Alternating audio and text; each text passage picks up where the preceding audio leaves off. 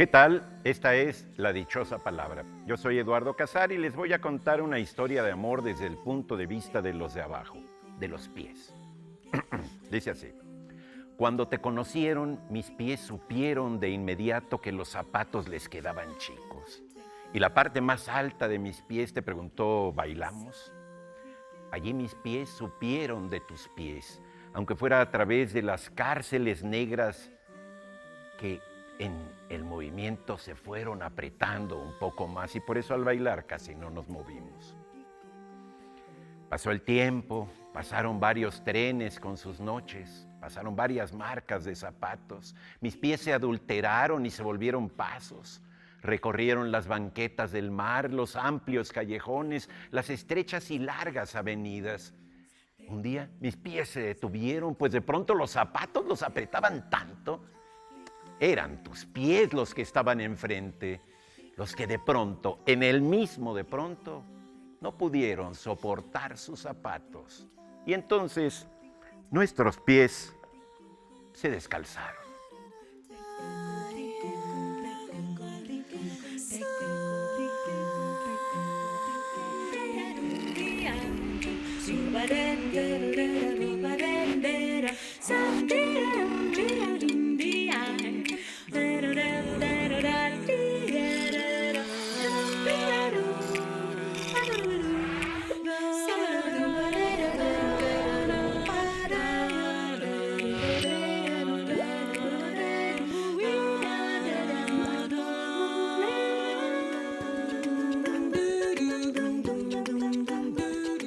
Abecedario es una palabra que viene del latín, tomando las primeras letras del abecedario, abecedario. Hay un sinónimo que es alfabeto, que lo que hace es tomar esas letras, pero en griego, alfa, beta, alfabeto.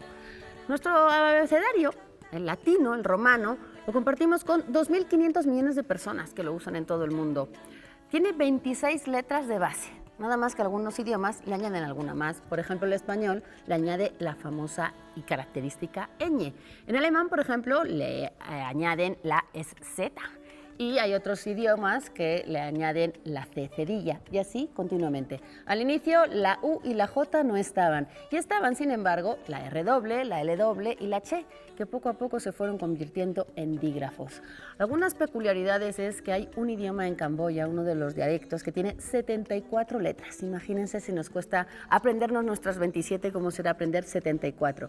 Y hay otro idioma en las Islas Salomón, en Oceanía, que tiene 11 letras, mucho más sencillo. En cualquier caso, aquí celebramos con todas ellas que estén con nosotros una noche más. Buenas noches, yo soy Laura García.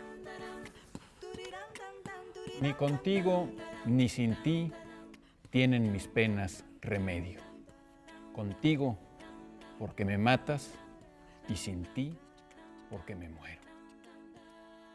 Esta copla suele atribuirse a Antonio Machado, pero la verdad es que yo no he podido encontrarlas en ninguno de sus libros, lo que está bien porque eso me va a obligar a adquirir los poemas completos de Machado, que para vergüenza nacional no se encuentran en ninguna librería mexicana. Bueno, al menos de libros nuevos, en las de usados probablemente sí las encontremos. Seguiré buscando e informaré más tarde. Soy Pablo Boullosa, buenas noches. Qué lástima, qué lástima. Esta expresión tan usada tiene un origen muy curioso. Proviene de la palabra blasfemar. Que blasfemar, bueno, se debate si las raíces del principio de la palabra tienen que ver con una raíz griega que quiere decir herir o otra raíz griega que quiere decir lanzar, arrojar. La terminación tiene que ver con hablar, o sea, lanzar una herida o hablar para lastimar. Y se refería originalmente, blasfemar es hablar mal de los dioses, que se castigaba, y sobre todo en el cristianismo, a veces con la muerte. Es curioso que este castigo tremendo por blasfemar terminó en nuestra palabra qué lástima, porque en la Edad Media los monjes se les hacía tan terrible la palabra blasfemar que empezaron a utilizarla deformadamente, decían blastemare, y el blastemare se mezcló con las lágrimas del dolor, la asociación al dolor que implicaba esta herida a los dioses, y se convirtió en lástima.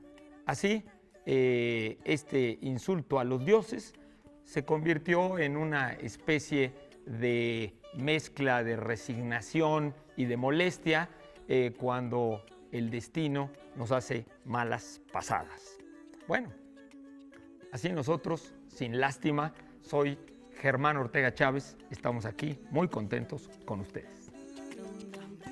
Pues sí, efectivamente estamos aquí, henos aquí, como decían los Reyes Magos, ¿sí? Muy adecuados porque estamos rodeados ahora con un público en vivo y muy nuevo. Y vamos a decirles que, bueno, cada 10 libros que lees, preguntamos en las redes sociales, ¿cuántos crees que seguirán leyéndose dentro de 100 años? De cada 10, ¿cuántos crees? ¿Qué nos han contestado por ahí? Yo tengo, bueno, Raúl Solís y Mop Thomas van un poco de la mano porque hablan de los clásicos. En el caso de Raúl dice los clásicos y en los próximos 100 años se vuelvan clásicos. Y Mop Thomas dice, pues casi todos, ya que suelo leer mucho los clásicos, que es una garantía de calidad. Está bien. Bueno, Mario Alberto Casillas dice literatura clásica como Drácula, 100 años de soledad, libros que cambian, son los ensayos científicos, pues van complementándose con los avances científicos. Yo, que estudié historia, digo que aquí María Ramírez también nos dice que los de filosofía, historia, son los que sobrevivirán. Yo estoy un poco en desacuerdo. Yo creo que los libros de historia también, la mayor parte, se van modificando de acuerdo a nuevos enfoques, ¿no? Pero pues, seguimos leyendo grandes clásicos de historia. de historia. Claro. Por ¿no? su valor a veces literario también, no solamente por su valor. Aunque algunos en efecto sobreviven, como Gibbon, sigue sobreviviendo por su precisión y por su justeza. Y por su valor literario también, porque su estilo es increíble, ¿no? Sí, bueno, también 100 años de soledad, dentro de 100 años ya va a ser 200 años de soledad. Eso está mucha súper soledad. bueno, ¿no? Mucha soledad. Porque pues, las lecturas se van actualizando, ¿no? Seguirá viendo buen día. Seguirá viendo buen día. Bueno, tenemos aquí una pregunta muy interesante que nos hace Rebeca sin apellido. ¿Por qué se les dice muelas del juicio a las muelas del juicio? Pues porque en teoría nacen o crecen dentro de la boca cuando uno empieza a tener juicio. Y esto es muy subjetivo y muy relativo porque hay gente con 50 años que no tiene muelas del juicio y hay gente con 50 años que todavía no tienen juicio y tienen las muelas. Entonces, es una cosa extraña porque... de hecho, en muchos idiomas se les llama similar, pero no igual. Pueden ser la muela o el diente, en algunos idiomas lo llaman diente, puede ser de la sabiduría, de la mente, de la sensatez, una serie de un poco la misma idea, ¿no? o sea, de sustantivos que tienen que ver con lo mismo. Cuando uno va creciendo, va adquiriendo cierto conocimiento que te hacen ser, digamos, más juicioso, si lo queremos ver así. Hay, de hecho, en turco se le dice el diente de los 20 años. Ellos establecen que a los 20 años tienes juicio y tienes, bueno, no sé si el juicio, en este caso tienes la muela, que te crece. ¿Los turcos? Los turcos.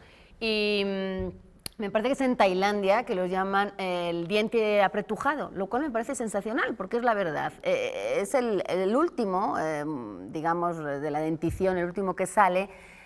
Yo no sé si por la evolución del ser humano, pero hay mucha gente que no tiene ni siquiera las 4 muelas del juicio. Y lo que sí sabemos es que ahora esta caja de la boca se ha empequeñecido, entonces por eso dan muchos problemas también, porque empiezan a crecer y no hay mandíbula para que crezca bien. Por eso la mayoría o mucha gente pasa por el dentista, tiene unos dolores tremendos, se las quitan, en fin, la muela del juicio da muchos problemas.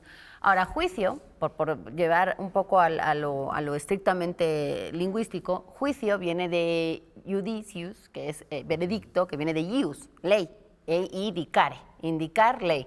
El que indica la ley, bueno, pues la justicia, el juicioso, todas estas palabras de esta familia que tiene que ver con, digamos, la capacidad del ser humano para distinguir entre el bien y el mal, o entre lo verdadero y lo falso, sea lo que eso signifique. O entre el error y el acierto, ¿no? Y de alguna manera como va creciendo, es un diente, una pieza que no crece con el resto de las piezas. Es decir, uno cambia algunas piezas, por eso viene el ratoncito Pérez y todas estas cosas que pasan. Dientes de leche. Pero las del juicio están ahí escondiditas y cuando se les antoja empiezan a empujar y salen. Pueden salir de una vez, pueden salir nunca, pueden no estar, eso es lo curioso. Y ahora muela es una palabra bien bonita porque viene de moler. Moler tiene que ver con esta raíz indoeuropea que es triturar, machacar. De ahí viene martillo, por ejemplo. Molino. Moler y molino, que molestar. viene... Molestar. Claro, moler de alguna manera cuando te muelen a palos también es quebrantar parte del cuerpo. Cuando estás molido, cuando te sientes muy cansado es porque te sientes con el cuerpo totalmente quebrantado. Digo, es llevando a extremo todo esto, pero de alguna manera sí. Fíjate, hay un verbo en España que es molar, que es gustar mucho. Ahí sí no tengo ni idea de... ¿Gustar? Gustar mucho. Me Sí, mola mucho. Ay, cómo mola esta taza. Eso se usa muchísimo allá. En pero España México, se ¿no? utiliza mucho, a mí me lo preguntan mucho de qué significa molar. No tengo ni idea de dónde viene y por qué la alusión, porque ese moler que viene de una masa, es una harina triturada que se mezclaba con sal para poner encima de las reses, de los animales que se dan en sacrificio. Por eso también viene inmolar de ahí. Inmolar tiene que inmolar, ver claro. porque tiene que ver con esta parte de molar que es el sacrificio. Y luego también muela se le dice mucho a unas cimas, a unas colinas que están escarpadas. Yo creo que también tiene que ver con que eso de estar escarpado es porque de alguna manera quiebra, ¿no? Quiebra, no sé si la vista, el paisaje, quiebra Sí. las aves que pasan por encima, no sé, pero tiene que ver con eso. Están molidas. Totalmente. rotas, Y hay ¿no? muchos significados en la palabra muela que tienen que ver con esta piedra, los que se utilizan para afilar herramientas, las Piedra que se de utilizan en el molino. El molino pues se muele y lo que se hace al moler es triturar. Molcajetes. Sí. Y eso es. Otras palabras que vienen de ahí, bueno, pues ya dije esa. Remolino, por ejemplo. Remolino también viene, que es como dar vueltas, es de alguna manera cuando te alcanza un remolino, que es un girar muy rápido de viento, pues también te puede un poco triturar todo lo que va ahí, es como la trituradora, ¿no? Y la muela del juicio, en realidad, muela viene de moler porque es la encargada de triturar los alimentos. Ahora mismo, bueno, cada diente, digamos que tiene una función dentro de la boca con los alimentos. Lo que pasa es que nosotros cada vez comemos menos alimentos, digamos, en un estado para masticar tanto como antes. Antes, cuando había más carne y era más cruda, pues lo utilizaban mucho más para arrancar, De hecho, dicen para que cortar. hay que comer alimentos duros para fortalecer los dientes, ¿no? O para que si dejas que tus molares y tus muelas desaparezcan, bueno, pues en algún Sí. momento, si la dejas de utilizar, pues no sirve para nada, no está adecuada. Sí, y pero para entonces, que ¡pum! se entrene la boca. ¿no? Totalmente. A mí me gustaría hacer un apunte sobre esta idea la verdad es que yo no tengo ni idea de si en general las muelas del juicio suelen salir, digamos, como entre los 18 o 20 años o no. Yo no lo sé, no soy dentista, no tengo ninguna información al respecto, pero en general sí es interesante que el cerebro de las personas, digamos, en su maduración fisiológica, suele madurar precisamente entre los 18 y los 20 años. Y no me parece una mera Físicamente. Físicamente, O sea, fisiológica. Físicamente, es el- decir, obviamente, bueno, pues después aprendes muchas cosas y todo, pero ya después de eso, el cerebro en general, aunque tus neuronas creen nuevas conexiones, entonces ya no tiene modificaciones importantes como las que tiene en la adolescencia, que son tremendas las modificaciones a nivel fisiológico de un cerebro humano. Pero, digamos, en general a los 18 o 20 años es cuando madura el cerebro y suele ser la edad de la mayoría de edad en casi todos los países del mundo. En Entre los culturas muy 18 y los distintas, 21. suele ser la mayoría de edad ahí a la que votas y todo cuando tu cerebro acaba de Sí, madurar. pues sí. La única excepción es que en algunos países musulmanes, yo creo que para legalizar una barbaridad, las niñas suelen ser adultas incluso desde los 8 o 6 años, las dan como adultas para poderlas casar y que les pasen todas esas En cosas. pocos vamos países a- musulmanes. En muy Vamos pocos a países, pero decir pasa, ¿eh? Pero sí pasa. la dichosa definición para ver si ustedes encuentran la dichosa palabra. Halo o aureola de los santos y figuras sagradas en el arte cristiano. Círculo que aparece en raras ocasiones alrededor del sol o la luna. gloria o admiración que rodea a alguien, nube oscura. Ándenles. Ya con ese silencio hemos dejado tiempo para que ustedes piensen en la palabra y para que se puedan llevar de Lectorum las aventuras de Huckleberry Finn, de Mark Twain. ¿Se acuerdan de Tom Sawyer? Bueno, pues este era su compañero inseparable. Esta es un poco la continuación de ese libro de Tom Sawyer y, bueno, pues vuelve a ser un poco esa remembranza de la juventud del autor y de muchas metáforas que hace entre la juventud y la juventud de los países. Muy, muy divertido. Bueno, dicen que hay que ver las cosas en blanco y negro a veces. Y este libro, que se llama Apócrifa, de Rafael Villegas, consta de un volumen negro y de un volumen blanco. Apócrifa de Rafael Villegas, una novela que viene con una serie de relatos que viene con muy buenas recomendaciones. Es una cortesía de Paraíso Perdido Editorial y de la Secretaría de Cultura del Estado de Jalisco. También tenemos una suscripción anual a la revista Este País, como ya es costumbre en este programa. Tiene un estupendo suplemento cultural. Me gustaron mucho los textos de Claudia Cabrera, de Ricardo Ancira, de José Ángel Leiva, Alberto Paredes. Muy buena revista. Dichosos los que ganen esta suscripción anual. Y para ustedes, de Takeshi Kaiko, que junto con Kobo Abe, dicen es uno de los más importantes escritores japoneses en la línea de Mishima, ya falleció hace más de 30 años o por ahí. Tinieblas de un verano en sexto piso, que es una novela que prácticamente plantea de una manera sensacional este drama de los japoneses entre su mundo antiguo, su mundo tradicional y el mundo moderno. Bueno, vamos a una breve pausa y volvemos en unos momentos. ¿Qué tal? Soy Dakini, soy fundadora de Yoga Espacio y maestra de yoga y de meditación. Y entonces aquí afuera de Yoga Espacio hicimos nuestra casita. Entonces tenemos esta pequeña biblioteca pública en la acera, en la calle. Aquí de alguna manera es como un espacio más comunitario, más accesible. Simplemente partimos de la confianza, ¿sí? De que vas a leer tu libro y que lo vas a devolver. Simplemente pasan las personas, abren la casita, ven los libros que hay, si les interesa se los llevan y esperemos que poco a poco lleguen más libros y lleguen más personas a tomarlos y leerlos. Le mando un saludo muy afectuoso a la dichosa palabra.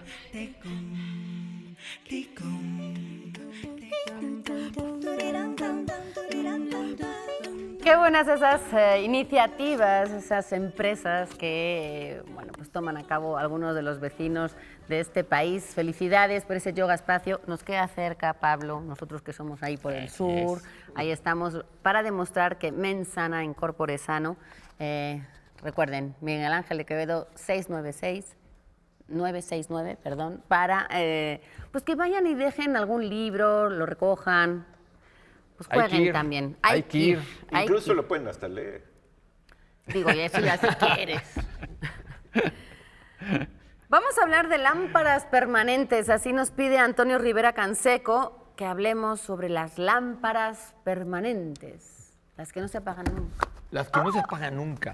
Bueno, yo creo que eso de las lámparas permanentes se ha de referir a una expresión que bueno, para empezar a bajar las expectativas, realmente es una expresión del gran historiador inglés, que creo que murió en los años 90, de 90 y tantos años, ¿no?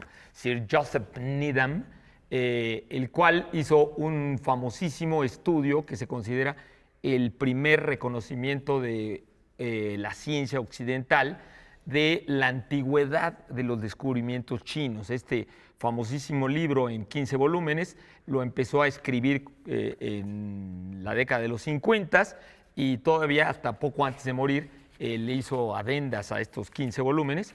Él vivió mucho tiempo en China y nos habla de antiquísimos descubrimientos chinos que llegaron a Occidente y que tardaron muchísimo en atravesar toda la estepa asiática.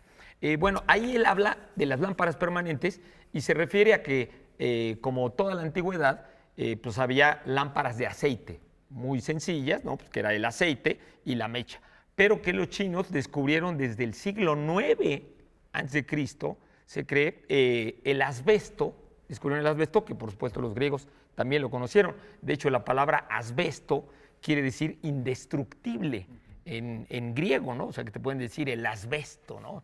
Que es así como un superhéroe, podría ser el título de un Bauticen superhéroe. a sus hijos como asbesto. Como asbesto, claro. Y bueno, el asbesto es un mineral, es un grupo de minerales, tengo entendido que son como 6 tipos de asbesto, es un grupo de minerales fibrosos que tienen una impresionante resistencia, que son muy fáciles de encontrar, que son muy fáciles de extraer de la tierra y que tienen una gran resistencia al agua, a ser destruidos, tienen mucha flexibilidad, por lo tanto se pueden hacer tejidos con ellos y sobre todo resistencia al fuego, a la temperatura, ¿no? Y por eso Carlomagno tenía una famosa alfombra, que, en la que comía y después de comer aventaba todo la alfombra y todo al fuego. Entonces se quemaban los alimentos que quedaban, pero luego recogía la alfombra y todo el mundo se impresionaba de que la alfombra sobreviviera y muchos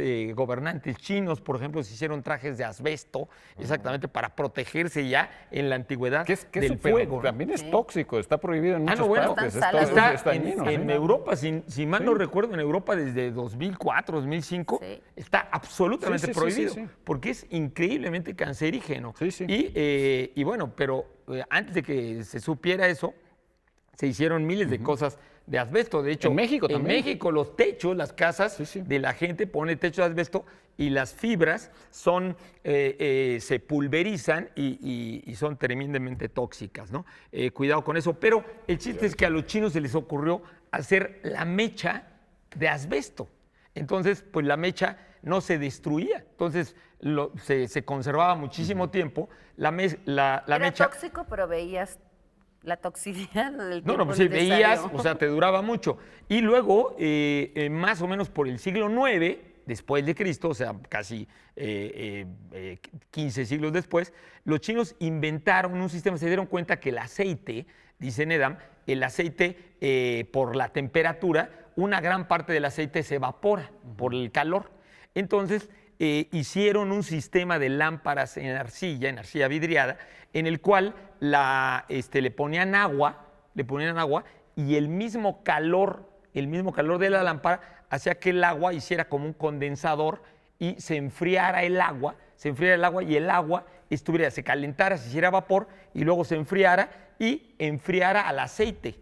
Entonces el aceite dura como 3 veces más y la mecha nunca se consume. Entonces son lámparas pues increíblemente eficientes. De hecho, tengo entendido que el gobierno chino ha intentado volver a rehacer estas lámparas para las zonas rurales donde todavía no llegaba la electricidad. Y dice Nedam que pues, es probablemente uno de los inventos más eficaces para tener luz y que incluso una lámpara te duraba varios días con la misma cantidad de aceite, ¿no? Mira, esa ya no me Está muy buena. No me la Eso sabía. suena como para Las LED hacerla. también Digamos, duran como mucho. como un foco No ahorrador. son tóxicas. Niños, no hagan esto en casa, recuerden, pero ahí está la explicación de lo que y son. sí es tóxico el asbesto. Ya ves, todos los emperadores chinos ya murieron. Todo. Todos, sí. Menos mal. Con sus trajes de asbesto. Imagínate de 500 años. Alejandro Magno mismo. ¿no? No vamos a hablar de lámparas, pero sí de halos o aureolas de los santos y figuras sagradas en el arte cristiano. Así empieza nuestra dichosa palabra del día de hoy, que también puede ser un círculo que aparece en raras ocasiones alrededor del sol o la luna. Aquí hemos tenido alguno últimamente. Gloria o admiración que rodea a alguien. También se dice así, a la nube obscura.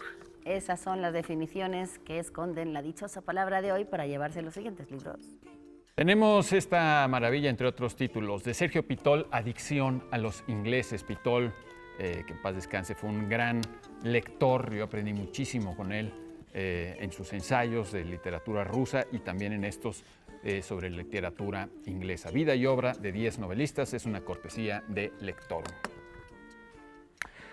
Para ustedes, The Penguin Random House, de Rodrigo Asbun, este boliviano, uno de los escritores latinoamericanos ahora más interesantes, Los afectos. Y tenemos una edición de Historia de mi hígado y otros ensayos de Hernán Bravo Varela. Padre. Es la segunda edición, bueno, no sé si sea la segunda, pero es otra edición. Con este libro Hernán ganó el premio Sor Juana en 2010 y ahora lo edita el Fondo de Cultura. Qué padre. Un gran abrazo para Yo lo quiero. Hernán, al que queremos mucho en esta mesa. No Que sé. ahora va a comenzar a dirigir el periódico de poesía de la UNAM. Ah, Fantástico. bravo. Él es gran muy buen noticia, poeta, muy buen felicidades. traductor. Muy buena elección, Sí. sí, señor. No sé si tenemos tiempo para otra cortita que tenemos. Sí. Aurelia Alcántara nos pregunta por esta palabra. Criptonormativismo. Yo hasta la dije mal. Criptonormativismo. Criptonormativo. Bueno, es una palabra rara. Sí, No y se larga. ¿Todos de acuerdo? Y larga. Sí, larga y De acuerdo. rara. Sí, sí. Larga Nada y que rara, objetar sí ahí. es. Aurelio, ¿dónde la escuchaste? Bueno, yo no sé dónde la escuchó él. Yo la he leído en un libro de Habermas que estaba publicado por Taurus, antes se conseguía más o menos fácilmente, no sé ahora. Es el discurso filosófico de la modernidad.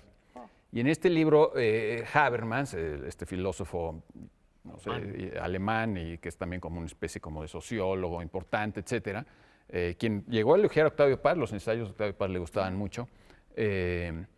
Él critica, se lanza muy fuerte contra los filósofos que heredan, digamos, algo que comienza claramente con Nietzsche, ¿no? Y él sobre todo se concentra en Foucault, pero también es una crítica que extiende a, no sé, a Derrida, a Lacan, a filósofos de este tipo, y lo acusa en concreto a Foucault de ser un criptonormativista. Órale. Entre otras acusaciones, lo acusa de relativista, etcétera, etcétera. Pero lo que yo entiendo que quiere decir Habermas ahí es que Foucault se dedica a, primero, a decir que la objetividad es imposible de obtener y él simplemente va a describir los funcionamientos, los mecanismos de la manera en que se ejerce el poder, ¿no? Entonces, el poder siempre está en todo y siempre es muy malo, eso es lo que hay que entender, ¿no?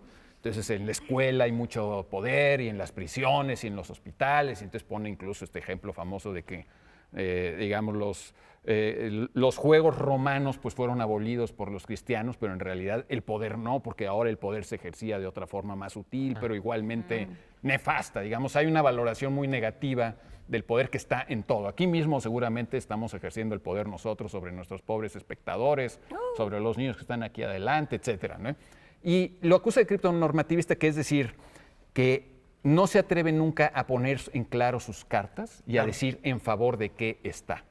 Simplemente dice Habermas, no es mi argumento, es el argumento de Habermas, yo no he leído a Foucault con cuidado, Habermas dice haberlo leído con mucho cuidado, simplemente Foucault está en contra de muchas cosas, pero nunca se atreve a ser explícito Y por en eso lo favor de qué cripto, está. por eso la es- raíz cripto. Exactamente, que eso es lo interesante, esa raíz viene, pues tiene que ver con esta cosa soterrada, secreta, bueno, es la misma Escondida. raíz que la palabra Subterránea. secreto, ¿no? Sí, sí. Comparten. Subterráneo. Subterráneo, abajo, Sí, sí, sí, escondido, sí. cueva, cripta, ¿no? Exactamente. Entonces, digamos, eso sería el criptonormativismo, que algunas veces pues puedes llegar a usar la palabra quizá acusando de criptonormativista a alguien. O sea, estás en contra de todo. A veces en una discusión familiar estás en contra de todo. ¿Qué quieres? ¿En favor de qué estás? O sea, ¿No? no, Si no es muy solamente bueno das- que te lo digan. Y se No, ha no es usado- Sí, ya lo pueden usar no es un ahora. elogio, En una es todo lo discusión de ese contrario. tipo pueden acusar a alguien, oye, eres un criptonormativista, Exactamente, ¿no? Pues, sí. exactamente. Quedas Por eso bueno. digo que Ya sí, quedas- a lo mejor ese es el uso que lo he escuchado. O sea, cuando dices, bueno, estás en contra de todo, pero en favor de qué estás, no dices, eres un criptonormativista. normativo, Hay pero se ha varios extendido la palabra. en los Yo no- Se ha bueno, yo- extendido, se ha yo es la extendido, se ha primera vez usado. que la oigo. Se ha No usado lo sé. fuera del uso que le dio Habermas. No ¿Alguien lo sé. ¿Ha seguido la bola? ¿No? Sí, ¿Ha pero la seguido cuestión el- de- Yo cripto- sospecho que hay que preguntarle a los abogados, a los estudiosos del derecho, a lo mejor sí se usa. ¿Eh? Los archivos encriptados, esos sí salen muchos en Misión Imposible, en la 2 y en la 5. ¿sí? Ahí siempre aparece lo encriptado, como Sí. escondido, pues, Sí, es sí, decir, sí, sí. normatividad escondida, ¿no? Sí, Es sí, ¿En que qué si te no, basas? muchas películas no tendrían... No, pues no. Lo Bueno, secreto, todos- ¿no? ¿no? todas las agencias de inteligencia son criptonormativas, ¿no? Pues qué Bueno, inteligente. Esto no está Exactamente. nada escondido. Hay que hacer un corte cuando el tiempo lo define y nosotros tampoco escondemos que volvemos enseguida.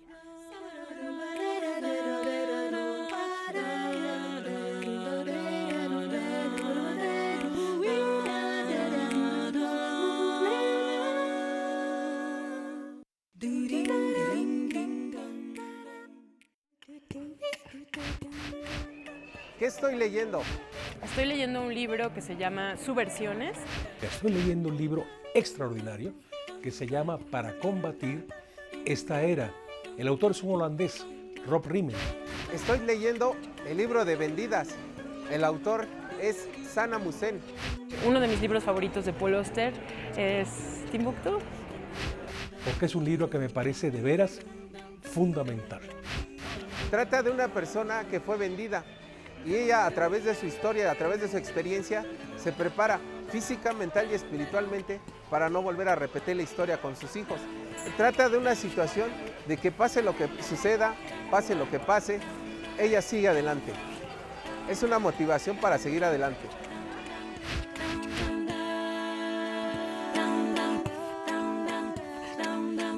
Ahí están muchas de las lecturas de nuestro culto público y seguimos aquí en la dichosa palabra y vamos a ver, tenemos más preguntas de ustedes, como esta de Daniel Martínez López que nos pide que hablemos de un libro que yo no he leído, pero del que sé algunas cosas, 62 Modelo para Armar. Uy, acá el cortaciano de A la ver, mesa. 62 Modelo para Armar es una novela, es la tercera novela de Julio Cortázar, ¿Cuál fue la primera? Los premios. Eso. La segunda, la más famosa, es Rayuela, que es una novela que tiene más, digamos, de rompecabezas que 62. Pese a que el Eh, nombre Es de un 62 hijito, ¿no? sugiere eso, ¿no? Sí, lo que pasa es que Modelo para la novela Rayuela es una novela compuesta por muchos capítulos que no van en un orden lineal, sino que del capítulo 8 se pasa al 72, del 72 al 100, etcétera, ¿no? A fin de cuentas, uno cuando la termina, ya tiene toda la historia, ¿sí? La haya leído linealmente o salteadita. ¿Sí? De todos modos, la historia es la misma. La sensación de lectura no es la misma, porque cuando uno está leyendo salteados los capítulos, uno no sabe si ya va a acabar. Claro, no sabe cuánto le Entonces, falta. la sensación de lectura, cuando uno, no sé, tiene un libro y va aquí, Vas dice, ah, caray, avanzando. ¿cómo va a resolver todo lo que ha enredado? ¿No? 62 Modelo para Armar, yo diría, es una de las novelas más extrañas de Cortázar, ¿no? Es como, yo diría que es como la venganza lírica de Cortázar, es decir, ahí de una historia donde sucedan muchas acciones hay muy poco. Todo su valor está mucho en el estilo y en el entretejido de los destinos de los personajes y se basa en una idea del capítulo 62 de Rayuela, que plantea que, bueno, nuestras decisiones siempre están afectadas por las decisiones de los demás y entonces los resultados de lo que hacemos siempre tienen que verse como en una constelación, como en un entretejido. Una red. Esa Somos es una red, es ¿no? en una red. Entonces, Sí, sí, esa es, sí, digamos, esa es la idea de fondo. Lo que está sucediendo es una cuestión muy interesante. Hay personajes muy interesantes, como mi Paredro. Mi Paredro es un personaje que nadie sabe cuál es, porque es intercambiable. Es decir, yo puedo decir, por ejemplo, que mi Paredro es Fernando Navarro, pero luego pues, resulta que mi Paredro es otro. Es más bien un título. Es como un comodín que puede Es ir como un cambiando. comodín, ándale. Es como un comodín, ¿no? Sí, sí. Y entonces es una novela, digamos, con muchos, con mucha gracia, con muchos Con muchos juegos. idiomas, ¿no? ¿Con muchos qué? ¿Idiomas? No No. tiene voces que tienen que ver, que están en francés, que están en inglés. Ah, no, Pero bueno. son, personajes, pues. bueno, yo no veo muchos, es como a nivel de frases. a lo mejor sí, anecdótico, pero lo intercala. De pronto se sueltan un latinajo o una frase en francés o una frase en inglés, ¿no? Ahora, Laura que menciona ahora lo de los idiomas, no en Rayuela, no en 62 Modelo para Armar, pero en Rayuela Cortázar inventa el gíglico, ¿no? Y tengo entendido, yo no conozco ese libro, pero alguna vez alguien contó, y deberíamos hablar un día de ese personaje que se llama Schul Solar, era un amigo de Borges y que dicen que ilustró la primera edición de 62 Modelo para Armar. ¿Tú ubicas esa primera edición? No, yo la edición que tengo es de Bruguera, de una edición que circuló en puestos de periódicos, que tenía la gran ventaja de ser muy accesible. Me acuerdo de esas ediciones, lados, ¿no? Esas de Bruguera, de tapita dura. Muchísimos leímos muchos títulos en esa gran colección. Pero Schul Solar inventó también un par de lenguas. Una de esas se llamaba, un par de idiomas. Uno era el neocriollo y otro era la panlengua. ¿Panlengua? La panlengua. Sí. Ese es gran concepto. Ahora, a mí la idea de 62 Modelo para Armar, yo lo que quiero hacer es rendir un homenaje a alguien que no tiene nada que ver con la novela, pero la novela me sugiere rendirles homenaje a este señor, que era un empresario mexicano que se llamaba, de manera muy singular, Apolo López de Lara, y que era el empresario de unos jueguitos que yo les apuesto a los de mi generación, que recordamos perfectamente, que eran los avioncitos para armar Rebel Lodela. Rebel Lodela, sí, claro. Lodela venía del apellido del señor López de Lara. Que además yo me acuerdo que veía la palabra Lodela y decía, ¿qué demonios? O sea, ¿quién se puede apellidar Lodela? Y no, nadie se apellida Lodela, era López de Lara. Pero eran famosísimos. Claro, bueno. Todos los armamos, Rebel Lodela. Sí. ¿Y te acuerdas que comprabas tu pegamento? Y era realmente fascinante. Digo, yo siempre deseaba los barcos, nunca tuve esos así aviones sofisticados, pero fue un gran empresario mexicano que se trajo esas cosas de modelismo. Por eso de modelo para armar me recuerda a estos modelos para armar, que eran pues literalmente modelos para armar del señor López de Lara. Un poco, ahora que lo cuentas, hace un rato nos preguntaban en redes sociales alguien, perdón que no recuerdo tu nombre, si podíamos hablar de los fanfiction. Yo creo que esta podría ser una fanfiction, si ser fan y si ser fiction. Me explico.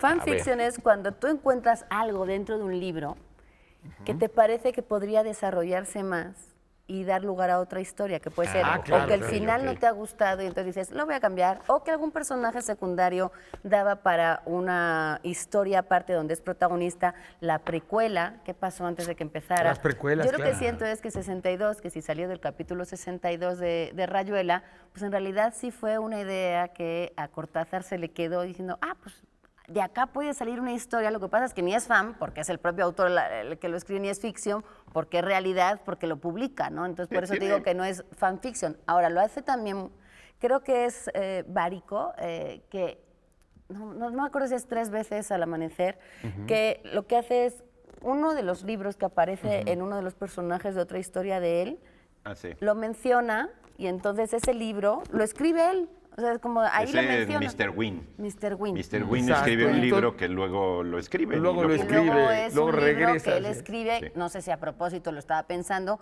pero el caso es que son detalles, anécdotas, personajes que no se desarrollan en esta historia porque a lo mejor no tiene que ver o no afecta a la historia que le quieren contar aquí, pero que puede dar lugar, bueno, obviamente todos los detalles tienen una historia detrás. Mira, algo tiene 62 Modelo para Armar de fanfiction, y es el hecho de que es una ficción que les gusta mucho a los fans de Cortázar. Pero no los han escrito ellos, ¿no? Porque el fanfiction pero es que está no es escrito una por los cuestión, fans. digamos, de seguir otra historia y luego otra que se ramifica, que es una cuestión que tienen mucho las novelas, es la llamada teoría de los contextos, es decir, porque para esto tal cosa sucedió, porque para esto, y entonces vas ampliando siempre el contexto. Sino más bien es una idea de Cortázar de que la literatura y el hecho de escribirla sirve para cosas que apenas nos resultan muy imperceptibles. De pronto tenemos una intuición y la intuición no la seguimos. ¿Sí? La dejamos por ahí colgada. ¿Sí? Como la cuestión del olor que la otra vez platicábamos. Hay un olor que nos recuerda algo, pero tenemos prisa, entonces ya no nos detenemos a recordar.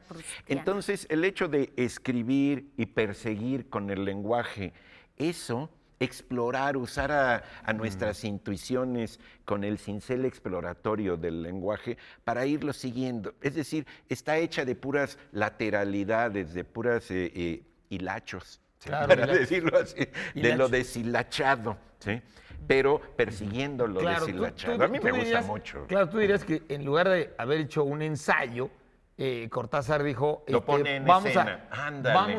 en lugar de Por hacer un eso ensayo, es una poner en cosa suena escena como a novela de un tesis, ensayo, ¿no? hacer, pero realmente es más bien, como tú dices, una exploración, Sí. literaria que realmente tiene que ver con elucubraciones Sí, y que acerca Cortázar ahí se pone- del escribir, ¿no? Se pone más lírico.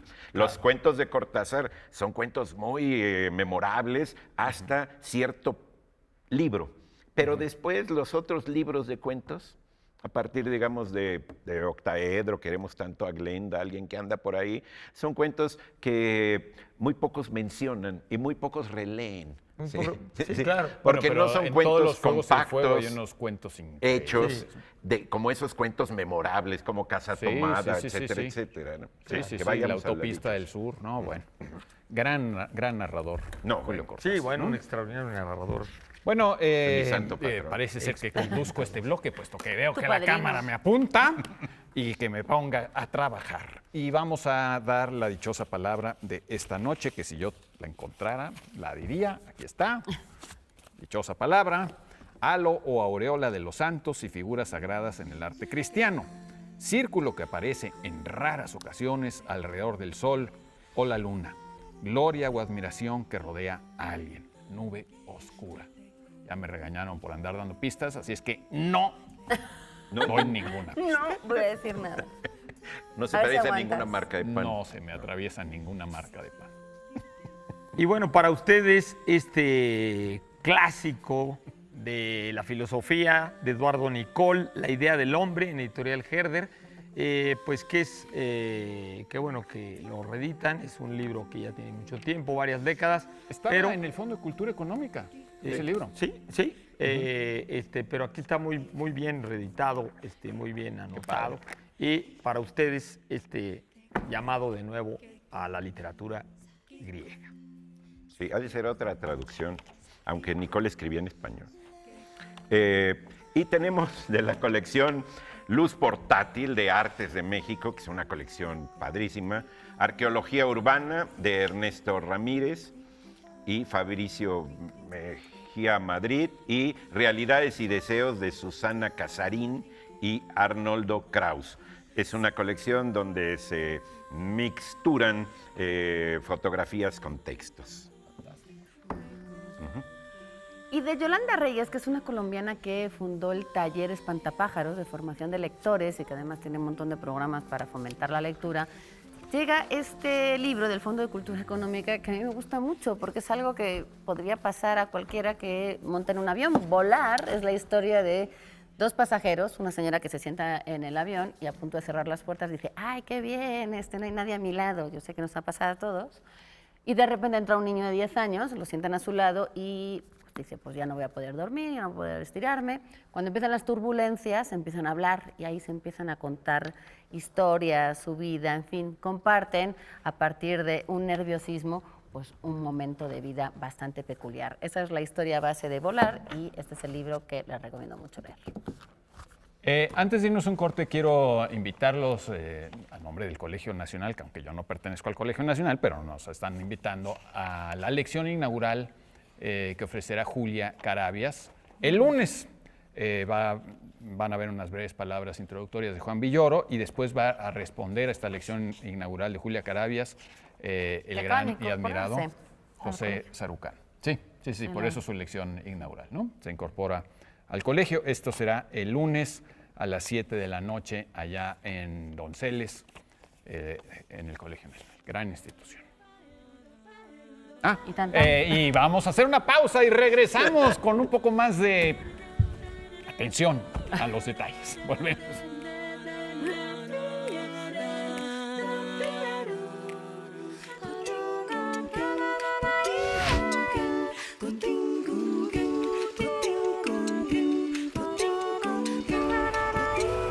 El cuadrantín nos sirve para poder ajustar las palabras o los nombres que me dé el cliente. Ese cuadrantín me sirve a mí para ajustarlo y no se salga la letra a la hora de que lo meta yo aquí a la máquina.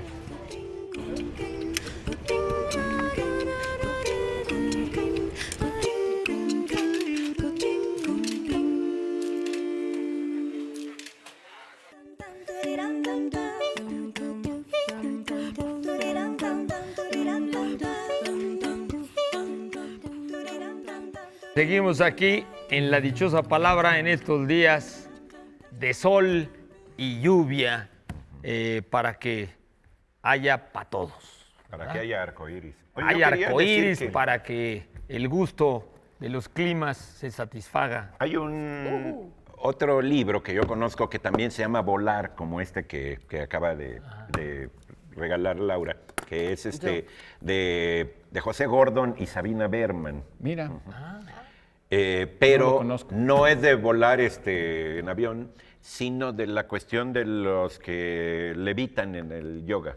mira. Sí, viene con unas fotos muy bonitas, ¿verdad?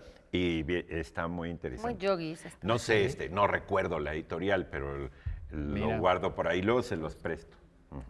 Volar, en lugar de levitar, dice volar. Sí, porque la verdad en las fotos sí se ve como que vuelan. Sí. Ok, bueno, pues nos preguntan que si Viril, Adriana, que si podemos recomendar algunos escritores mexicanos actuales. Saber qué. Mira, eso es muy curioso porque hay muchísimos escritores en muy distintos géneros. Hay muy buenos dramaturgos, hay muchos narradores, cuentistas, hay poetas, ¿no? Yo ahí recomendaría que leyeran como una especie de guía, así como no tenemos guía de IBI para adultos, entonces una guía para adultos podría ser el libro que regalamos la otra vez de Neurosis, Sustancias y Literatura de María Nach. Porque ahí ella entrevista al menos a como 30, ¿no? O por ahí, ¿no? Pero A esos son 21. escritores jóvenes, ¿no? Son escritores jóvenes. Ah, ok. sí. Porque la pregunta, ¿qué dice? Actuales. Ah, Escritores Actuales, mexicanos Yo actuales. lo entendí como Oye, jóvenes. Dice actuales. hasta, digo, Tú Tú eres actual. Yo ya estoy medio Recomendamos- desactualizado. recomendamos aquí a. todos aquí actuales, Recomendamos ¿no? al actual. no, al actual pero también. no. O sea, tú dices que se Bueno, refiere en a poetas, por contemporáneos. ejemplo, a mí me gusta mucho Oscar de Pablo, es un poeta que me gusta mucho, ¿no? O Paula Abramo. Yo el de Paula Abramo leí uno que bueno, que tiene tiene un unos mundo como poemas medio muy portugués, buenos. muy ¿Perdón? interesante. Tiene un mundo como portugués muy interesante, ¿no? Es traductora, además del brasileño, Eso. al mexicano, porque además sus traducciones son muy accesibles a los mexicanos. Lo sientes muy como si estuvieran escritos en el español nuestro. Eso tiene de característica, ¿no? Y bueno, hay otros poetas como Cristian Peña, como Balam Rodrigo, que acaba de ganar el Aguascalientes. El propio Hernán Bravo Varela, como poeta, es muy buenísimo. recomendable. Es muy bueno y como Es de los que traductor es viene muy ahí. Es el único poeta que viene en el libro de Mariana H. Ah, mira. Y bueno, A mí ya me en gusta- narradores habría que ver otros, ¿no? Ujú. A mí de los jóvenes, el narrador que realmente creo que me interesa más es Jorge Comensal. Solo he leído Las Mutaciones, no conozco otro libro de él, yo no sé si ha publicado. No, es que es su Pero Las primera novela Mutaciones es y buenísimo. como bueno. publicación es la que tiene. Es Es muy bueno buena, ¿eh? ver, por ejemplo, cosas que siempre, digo, caen un poco en lo injusto porque dejan fuera a mucha gente y no dejan de ser criterios subjetivos. Eso, sí. Pero hay premios donde uno descubre de repente voces nuevas, dependiendo un poco de Claro. cómo sea la convocatoria, quién está abierta y quién se presentó, pero normalmente ahí solemos encontrar voces nuevas. La famosa lista de Bogotá 39, que no dejan ser 39 escritores, creo que son menores de 40 años, que han hecho cosas importantes. Y acercarse un poco a las ferias. Digo, hay algunas que repiten y que empezamos a ver a los mismos siempre, pero ahora está por llegar el High Festival, donde siempre hay unos descubrimientos bastante interesantes. Claro que ahí es internacional, vienen de todas partes, pero si uno se pone a ver normalmente pláticas que hay, mesas en las que la gente empieza a ver cierta similitud, cierta repetición y dices, ah, si está esta persona. Yo, por ejemplo, el año pasado en la Feria de Oaxaca conocí a Gilma Luque y me pareció estupenda, maravilloso y dije, ¿cómo no la conocía? Bueno, Gilma Luque. Luque. Y tenía su obra negra, que era este libro que publicó Almadía, pero también he conocido a Laia Jufresa, a Fernanda Melchor, que está haciendo cosas impresionantes. Bueno, el mismo Emiliano Monge, que ya no sé si es tan novedoso, pero ha escrito cosas que empieza a ser una base, a Digamos tenerlo que en cuenta. actual, sí. Sí. Sí, actual. Luis actual. Oliveira. Emiliano Monge, lamentablemente muy actual. Sí, y está... Sí, de cosas tremendas, ¿no? Sí, escribe cosas que tienen que ver con dolores de la patria, pero que también son muy necesarios de conocer, porque hay veces que nadie se atreve a decir ciertas Sí, sí, cosas, sí. y me parece Yasmín Barrera, Sí, que son también mencionábamos, ámbitos del mundo actual. Si y están que creo preguntando que actualidad, está ¿no? bueno echarles un ojo porque está viendo voces bien interesantes que son menos conocidas y que poco a poco van despuntando, y gracias a estas ferias, a estos concursos, a estas listas que, repito, siempre van a dejar fuera a gente, ¿no? Los Rabasa, por ejemplo, además de ser editores, han empezado a publicar y tienen una voz. es Sí, decir, o el tienen catálogo algo de que decir. Almadía, por ejemplo. Sí. Almadía Si siempre quieren es un- actualidad, el catálogo de Almadía es un catálogo muy actual. Sí. Muy de- Siempre, digamos, la apuesta por la actualidad es bastante arriesgada, ¿no? No sabes y luego criterios. La hay proyección libros... en el tiempo, ¿cómo va a ser después? Exacto, y muchas veces pues hay libros que a veces tú como lector ni lo entiendes bien así, pero que dependen mucho de lo que está ocurriendo en el momento. Sí. Y los tiempos cambian y hay libros que siguen diciendo cosas y hay libros que ya no dicen cosas, ¿no? Y eso pasa, pues ha pasado siempre en la historia de la literatura, ¿no? En la época de Flaubert, pues el bestseller era Perenganito López o el fulanito de tal, ¿no? Y Flaubert pintaba poco, pero seguimos leyendo. Hay a una Flaubert, novela, seguimos por leyendo ejemplo, Flaubert. La Cruz del Sureste, de Alberto Bonifaz Nuño. ¿sí? Ah, Eh, no de Rubén. no de Bonifaz Rubén, Núñez. ¿Quién sino es de su Alberto? hermano. Ah, su hermano. Hermano. Que es muy buena. Ujú. Es muy buena. ¿Y el hermano y es muy actual legible y todo. o ya no es actual? Digo, como ya, la- ya murió. Ah. Pero que la novela es actual, la novela es actual. Ah, ¿sí? Es decir, hay muchos autores que tienen que no son muy leídos, que no están mucho dentro del Sí, que canon no de suenan. los famosos, Es que- pues, es que pero son- son muy buenos. Eso es que también hay que distinguir eso. A veces, digamos, suena, ¿quién suena? Por si quieren hacer ruido. También los que quieren participar en el ruido. Sí, bueno, no es- necesariamente eso tiene que ver con su calidad literaria. Sí, Son es cosas lo que Bueno, viajan nos hemos metido en la distinto, ¿no? dramaturgia, que Sí, que pero tú es- decías, sí, en la sí, sí. dramaturgia Es hay lo que- grandes plumas, pero son muy poco conocidas, la poesía no llega a tanta gente, no está tan difundida, sí. y sin embargo creo que Sí. Julia Sí, hay, Santibáñez, sin yo creo ir que más siempre lejos. también, como dice Pablo, en todas las artes, ¿no? Yo que trabajo en la Facultad de Arquitectura, dicen siempre en todas las artes hay artistas que ponen huevos y los cacarean, y hay artistas que no ponen huevos y los cacarean, y hay artistas que ponen huevos y no los cacarean, ¿no? Entonces, pues en efecto, a veces Y ni ponen hay huevos ni algunos cacarean, escritores que no ponen huevos y los cacarean mucho, ¿no? Sí. Y los cacarean Ahora, mucho, tú puedes Vamos a la orientar, dichosa ¿no? Pero- porque ya está acabando el tiempo. Estamos de actualidad, pero sí echen un ojo porque Ahora hay tú muy buena utilizaste la literatura. palabra que aunque ya se murió es de actualidad. Bueno, pues si podemos decir que son de actualidad, pues a lo mejor hasta la Divina Comedia puede ser de actualidad. es de claro, actualidad. Es de actualidad. ¿no? O el Quijote, Un ¿no? La clásico de- Celestina, ¿no? Bueno, ok. Para nuestra dichosa palabra del día de hoy, halo o aureola de los santos y figuras sagradas en el arte cristiano, círculo que aparece en raras ocasiones alrededor del sol o la luna, gloria o admiración que rodea a alguien, nube oscura. Esto de nube oscura era lo que daba la clave. Respuesta, nimbo. Y lo del pan también. Nimbo. El pan lo dijo Eduardo, ¿eh? Yo solamente lo repetí También está de porque él lo actualidad, dijo. Yo no ese quería pan. decir nada. Sí, es Nimbo. Y bueno, Una Nimbo. para ustedes, Claudia Peña, Jorge Galeano, Eduardo Marín, Angélica Hernández, Alejandro Larranza, ellos pueden venir por Y sus aquí premios. tuvimos a nuestro Sí. público. Vamos aquí. Vean que, Vamos a darle un a un aplauso vinieron a de- nuestro a un público. público. Sí. Ya pueden aplaudir si quieren. Ya pueden aplaudir, muchachos. Del Pero Centro cuenten, Cultural de cuenten, España, eso, vienen del eso. taller de Ciudadanía Digital, del Centro Cultural de mira. España, un taller maravilloso, hablando de fomento de lectura y esas empresas que se ponen Vámonos, como pues. iniciativa. Esa es una de ellas. Gracias, Cecilia, por traerlos a todos. Y gracias a ustedes por estar aquí. Nos Gracias, vemos. Laura. Gracias, Pablo, Eduardo. Buenas noches a todos. Démosle.